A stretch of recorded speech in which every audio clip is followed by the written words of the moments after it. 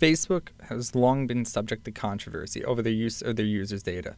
From looking at what users are doing even while not on the site to a more recent controversy of listening to users' conversations with their phone's microphone but not even using the app. However, a slightly bigger and more troubling controversy happened back in 2014 and is already being forgotten about. Back in 2012, Facebook wanted to see the power of emotional contagion, meaning that if they changed certain information or news you get in your feed, will it have an impact on what you post? Well, they actually set out and did an experiment, and The Atlantic wrote about it in great detail.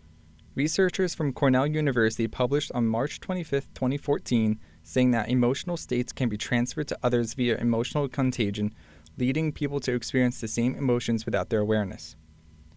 This may be obvious to most people. You hang around with happy people and you'll feel happy.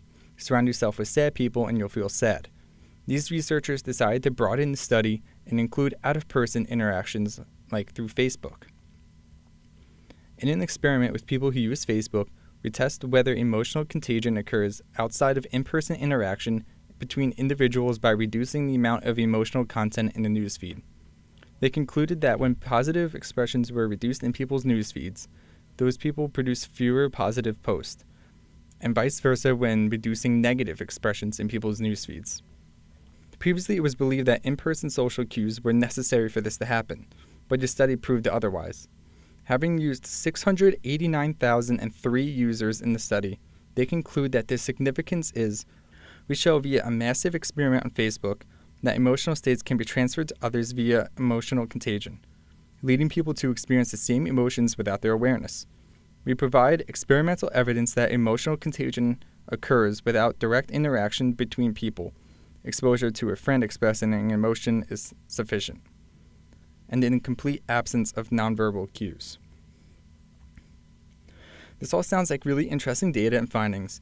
You may be asking yourself, where does the controversy come from?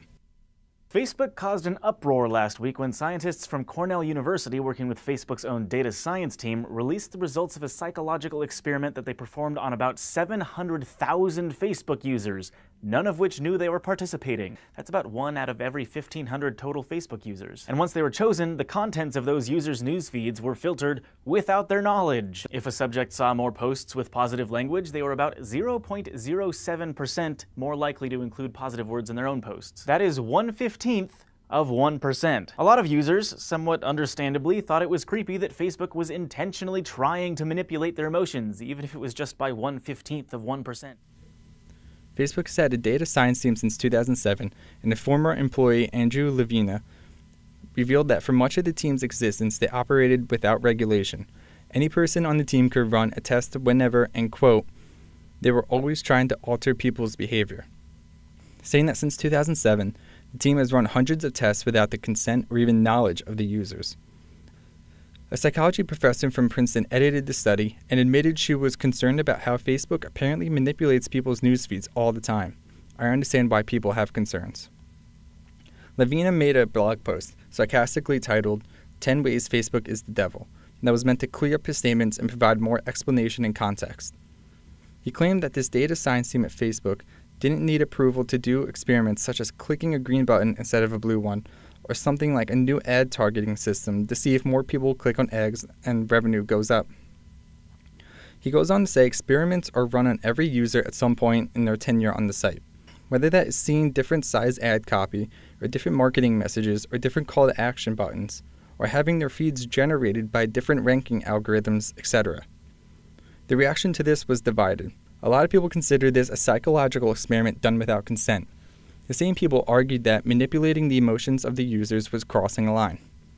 Some argued that Facebook does these experiments all the time, this one only affecting a small percentage of the user base is no big deal.